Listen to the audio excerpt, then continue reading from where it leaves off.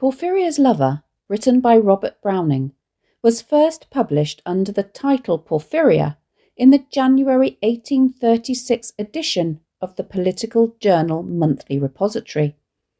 It was republished in the book Dramatic Lyrics some 6 years later in 1842 as Porphyria's Lover, a title by which it has been known ever since. It takes the form of a dramatic monologue, which is a poem where a fictional speaker describes a situation or series of events whilst unwittingly revealing aspects of their own character and temperament. It's Browning's earliest dramatic monologue and is the first of his poems to explore psychological abnormality. In the poem, we infer that Browning's speaker is a man, although there are no gender-specific clues. He's sitting alone in his cottage on a wild and stormy night and appears heartbroken for some reason. Suddenly, Porphyria arrives and makes the cottage warm and cosy. She sits down by his side and speaks to him. When she gets no response, she places his head on her shoulder and murmurs that she loves him. The speaker, looking into her eyes and realizing that this is indeed true, feels that he has to do something to preserve the perfection of this moment. His solution is simple. He strangles her with her own hair and then, in a role reversal, sits with her head resting on his shoulder for the rest of the night. As we read the poem, some of the details given by the narrator strike us as rather odd. Porphyria seems to have an almost supernatural essence in the way she glides into the cottage and almost immediately makes it warm and cosy. The length of hair that would be needed to wrap around her neck 3 times would be impossibly long. And his description of her dead face is unrealistically beautiful.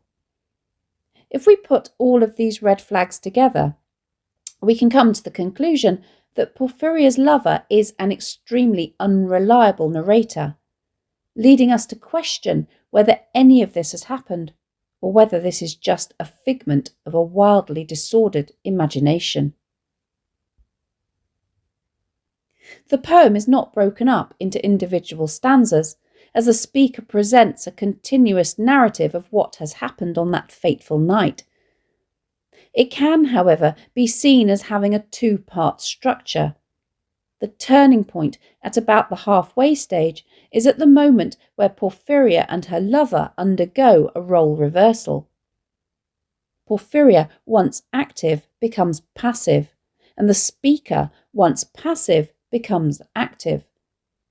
The asymmetry of the A-B-A-B-B rhyme scheme, where there are 4 lines with alternate rhyme and then a final line which rhymes with lines 2 and 4, suggests the speaker's disordered mind. The poem has a bass meter of iambic tetrameter, da-dum, da-dum, da-dum, da-dum, which gives the poem a very rhythmical quality, although there are places where this varies, mostly to indicate key moments or a change of emotion in the speaker. Extensive use of polysyndeton throughout gives the sense that the events are happening one after the other, and that the way in which they unfold is inevitable. The use of enjambment and caesura throughout hints at the speaker's disordered mind, as his thoughts spill over the ends of lines to then stop in the middle of the next. The maintenance of a regular iambic tetrameter rhythmic structure, barring a small number of trochaic substitutions and the addition of extra unstressed syllables, however, keeps the poem moving relentlessly forward as the speaker recounts the episode in a calm and reasonable tone to its horrifying end. The title is an interesting one. Some critics have mistakenly connected the girl's name with the disease porphyria, one symptom of which is mental disturbance, such as hallucinations and paranoia. Whilst fitting to describe a man who is so mentally disordered that he thinks it a good idea to murder the woman who loves him so that she can never leave, the disease was not named until 1889, some 53 years after the poem was written, and so Browning could not possibly be alluding to it. Others have suggested that the name Porphyria, with its roots in the Greek word for purple, porphyra, is instead a hint that the lady has noble connections, as purple is commonly associated with royalty. What's also interesting about the title is the way in which Browning altered it between its first publication in 1836, when it was just Porphyria, and its later publication in 1842, when it became Porphyria's lover. Rather than focus on the victim of the murder, Browning instead switches the focus onto the man who kills her. Instead of a tragic tale of a woman who loses her life, it's a case study of a man who is clearly suffering from psychosis. By distancing us from Porphyria in this way, Browning leaves the interpretation open that Porphyria may only exist in her lover's fevered imagination. The poem opens with a description of a storm raging outdoors. The poet uses personification. The wind is hostile as it tears the elm tops down for spite, and does all it can to vex or bother the lake. This is a pathetic fallacy. The tumultuous state of the weather reflects the disordered state of the speaker's mind as he says, "I listened with heart fit to break." Browning introduces Porphyria into the poem with a short sentence, "When glided in Porphyria." The impact of this sentence, which is also anastrophic, giving Porphyria more prominence by placing her at its end, indicates the significance of the moment. Her movements contrast with the effects of the storm. She is calm and serene as she glides in, almost like a ghost. She seems to have an immediate, almost magically calming effect on the elements, as straight she shut the cold out and the storm. She has the power to distract him, which perhaps suggests that he perceives the storm as more severe than it actually is, due to his own psychological turmoil. The speed and ease with which she apparently makes the cheerless grate blaze up and all the cottage warm is perhaps another indication of the speaker's tenuous grip on reality. Her concern for him is clear, though, as she sees to all this before her own comfort. She does not remove the dripping cloak and shawl and take off her soiled gloves until this is done.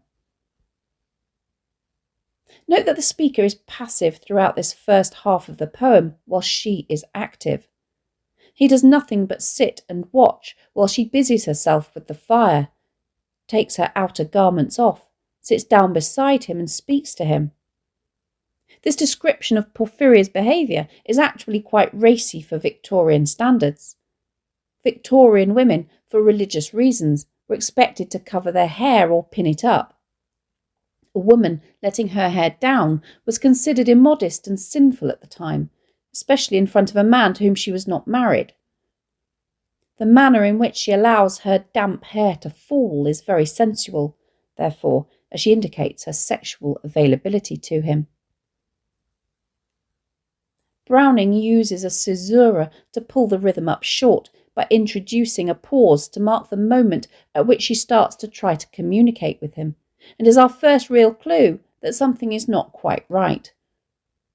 He does not answer her, but the way in which he says, "when no voice replied," implies that he has become dissociated. It is as though the voice belongs to someone else and he is looking at the scene from the outside. Because she gets no response from him, Porphyria places his arm about her waist. He is completely passive and allows her to manipulate his body how she wants. She becomes overtly sexual as she makes her white shoulder bare and makes his cheek lie there, presumably in order to get a reaction from him. She seems to be giving him a tacit or unspoken indication that she is willing to give herself to him sexually. The speaker's repetition of yellow hair in the same sentence hints at his fixation and foreshadows her death when it is used to strangle her.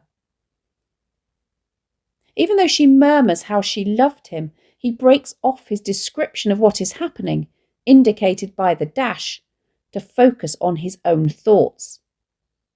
He condemns her as too weak for all her heart's endeavour to set its struggling passion free from pride and vainer ties dissever. There's a suggestion that her pride is stopping her from following her passion. What are the vainer ties that she is struggling to dissever or cut? The reference to vanity suggests that he blames her for her excessive pride for her position. Is she from a different social class, which, as discussed earlier, might be indicated by the royal connotations of her name? Is she engaged to someone else? We don't know. What we do know, however, is that try as she might, for whatever reason, he feels that she is not emotionally strong enough to break away and commit herself to him forever. Something is holding her back, but we do not know what. Note that Browning breaks the regular iambic tetrameter that he has more or less maintained up until this point to create iambic tetrameter hypercatalectic by adding an extra unstressed syllable to the lines ending endeavour, dissever, and ever.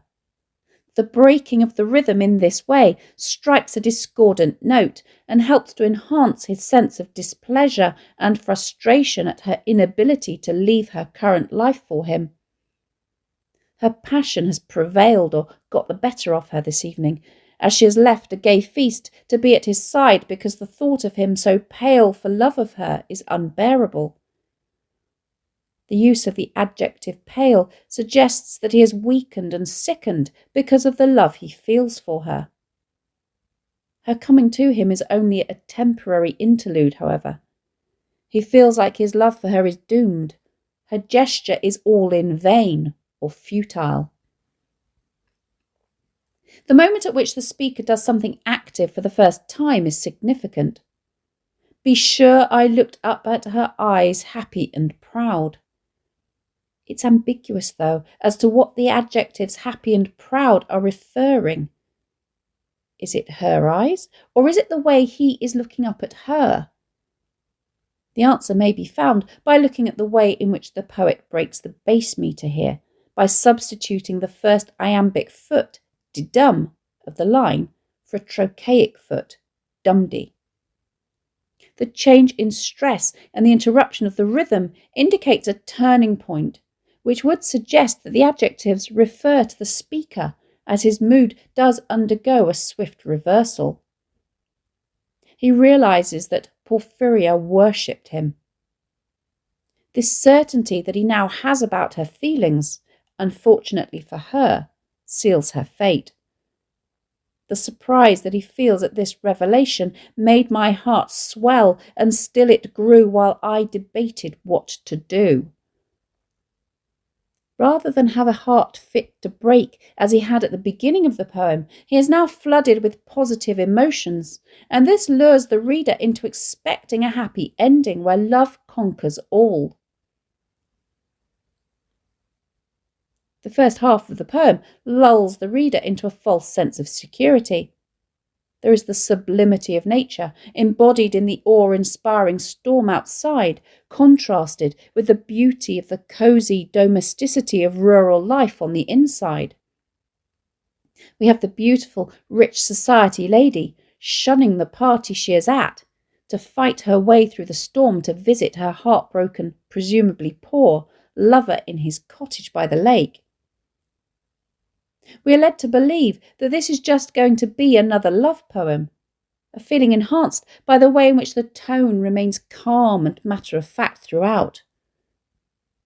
Rather than giving him optimism for the future, however, he realises that moment she was mine, fair, perfectly pure and good. Rather than being from that moment on, he means at that moment and implicitly just for that moment. Alarm bells also start to ring with the epizeuxis of the word mine, which underscores his belief that she is something to be possessed. This, however, is just the start of his objectification of her.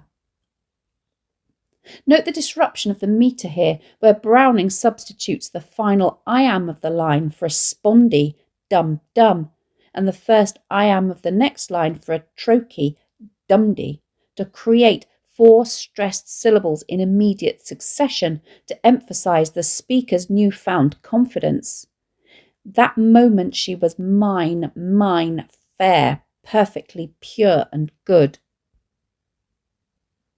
There is absolutely no indication that Porphyria's lover is mentally ill until the moment he kills her. Her strangling is shocking due to a lack of a build-up to it and from the emotionless way in which he describes the act. Browning makes sure that he does not even break the meter. The iambic tetrameter does not falter. His actions come totally out of the blue and are dealt with in one sentence. And all her hair in one long yellow string I wound 3 times her little throat around and strangled her. The way in which her hair would need to be incredibly long to wrap it 3 times around her neck suggests that he is in a delusional state. The repetition in the lines, "No pain felt she, I am quite sure she felt no pain," implies that he is trying to convince himself that she did not suffer, and that this is a justification for his barbaric act. Note the use of anastrophe here, which reverses the syntax of the first clause in order to emphasize the phrase "no pain." The speaker uses natural imagery in the simile as a shut bud that holds a bee to describe the way in which he opens her closed eyes warily. Why does he want to open her eyes? Is it so that he can pretend she's still alive? What's he afraid of seeing? Is he frightened that her gaze will sting him with her reproaches? He is reassured, however, when he sees that again laughed the blue eyes without a stain. The way in which the eyes laughed convinces us that he is completely mad, as he imagines emotions that cannot possibly be there. The phrase "without a stain" implies that there is no sign of violence upon her body and that she remains, at least as far as he is concerned, perfectly pure and good. The horror continues as he acts towards her corpse as a man would to his lover. Her cheek once more blushed bright beneath my burning kiss.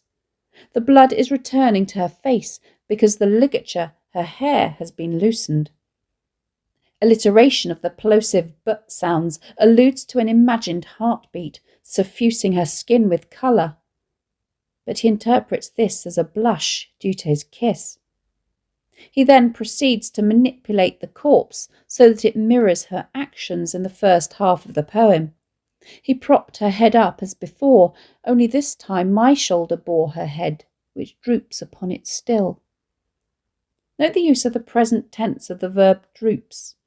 He's telling us this story whilst sitting there with her corpse leaning against him, which can only strengthen our feelings of horror and disgust. Of course, we cannot know if Browning had ever seen the face of a person who's been strangled, but it's hard to imagine that he would think that it would be unchanged after such violence. His speaker uses words to describe the beauty of the corpse, which would be impossible after such an act. He describes her smiling, rosy little head. His choice of language here not only is grotesque, as he perceives her death grimace as a smile, but is also infantilizing, with the adjective little, alluding to his perception of her as a doll rather than a person. He projects his own emotions onto her, believing that the head is so glad it had its utmost will, that all it scorned at once is fled, and I, its love, am gained instead. Note how he uses the impersonal pronoun it rather than she to communicate the way in which he has now reduced her to a mere object. There is irony in the way that he says Porphyria's love, she guessed not how her darling one wish would be heard. He is implying that Porphyria would never have thought he would do what he did because it's such an ingenious solution. In reality, of course, he's absolutely right. If she'd even had an inkling of how he would contrive for them to be together forever, she would not have gone anywhere near the cottage that night, or ever again. The final 3 lines of the poem are written in the present tense as he describes how thus we sit together now, and all night long we have not stirred, and yet God has not said a word. In these lines, he's trying to convince us that what he has done is morally justifiable. God has had plenty of time to smite him, but has not. So he has taken this as a tacit sign of approval. This poem leaves us disturbed and horrified at the level of insanity necessary to bring about, or even imagine, such a grotesque and terrifying incident.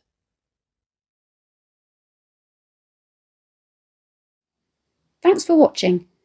If you have any questions, please let me know in the comments section below, and I'll do my best to answer them. Don't forget to subscribe to my channel for more videos on English language topics and exam techniques, and English literature texts.